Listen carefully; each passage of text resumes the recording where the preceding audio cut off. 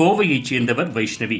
தமிழக வெற்றிக் கழகத்தில் பணியாற்றி வந்த இவர் சமூக வலைதளங்களில் ஆக்டிவாக வலம் வந்தார். சமூக வலைதளங்களில் விஜய் மற்றும் தாவேகாவுக்கு ஆதரவாக பேட்டியளித்து பிரபலமானார். ஆனால் கட்சியில் தான் உட்பட எந்த பெண்ணுக்கும் முக்கியத்துவம் அளிக்கப்படுவதில்லை என்று கூறி வைஷ்ணவி கடந்த சில வாரங்களுக்கு முன்பு அக்கட்சியில் இருந்து விலகினார். அரசியல் கட்சியில் இணைந்து மக்கள் சேவையாற்ற விரும்பினால் பாஜகவில் இணையலாம் என வானதி ஸ்ரீனிவாசன் தெரிவித்திருந்தார்.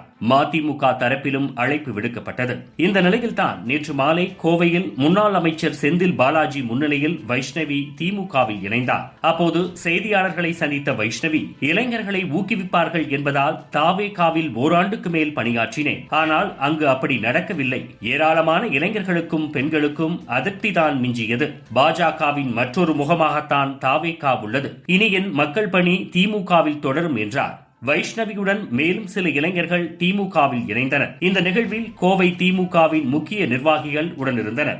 வைஷ்ணவி திமுக குடும்ப பின்னணியில் இருந்து வந்தவர். அவரின் அம்மா திமுக கவுண்டம்பாளையம் பகுதி மகளிரணி அமைப்பாளராக உள்ளார் என்பது குறிப்பிடத்தக்கது. இதனால் பாஜகவை விமர்சித்து பேசிய வைஷ்ணவிக்கு இளம் காவிப்படைகள் இணைய பக்கத்தில் விமர்சனத்தை வைத்து வருகின்றனர். போறவ எங்கனாலும் போ, தேவையில்லாம பாஜகவை இழுக்காத, இல்லனா அரக்கோணம் திமுக நிர்வாகிகிட்ட போய் மாட்டிப்பேன்னு சாபம் விட்டுடுவேன். வைஷ்ணவி திமுக கொத்தடிமைகளில் ஒன்று என்று ஏற்கனவே தெரிந்த ஒன்றுதானே என்றும், அண்ணா பல்கலைக்கழக பாலியல் பொறுக்கி ஞானசேகரன், அரக்கோணம் திமுக நிர்வாகி தெய்வச் செயல் போன்ற பொம்பளை பொறுக்கிகளும் பெண்களை கூட்டிக் கொடுக்கும் பொம்பளை புரோக்கர்களும் தான் இப்போது திமுகவில் ஆதிக்கம் செலுத்துகிறார்கள். எனவே பார்த்திருங்கள் என அட்வைஸ் கொடுத்து வருகின்றனர். ஒரு பக்கம் தாவேகா இணையவாசிகளும் வைஷ்ணவிக்கு பதில் கொடுக்கின்றனர். அதாவது, இந்த அம்மா நல்லா பொழைச்சுக்கிண்டா சாமி, அதுவும் அந்த மேற்கு மண்டல தளபதினு சொன்னா பாரு. நம்ம தலைவரும் சரி, பொதுச் செயலாளர் புஷி ஆனதும் சரி,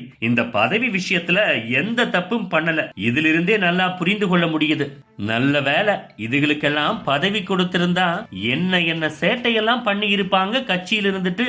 மக்கள் பணியா, அதுவும் கூட இருக்கிற அந்த 4 பேர், அதை பாருங்களேன் என வைஷ்ணவியுடன் சிறு குழந்தைகள் கலந்து கொண்டது சர்ச்சையை ஏற்படுத்தி இருப்பதாக விமர்சனம் செய்து வருகின்றனர். வைஷ்ணவியை திமுகவில் இணைத்தது எதற்காக என்ற கேள்வியும், ஏற்கனவே அவர் திமுகவில் இருந்து கொண்டு தாவேகாவில் இருப்பதாக நாடகம் போட்டு வந்தார்.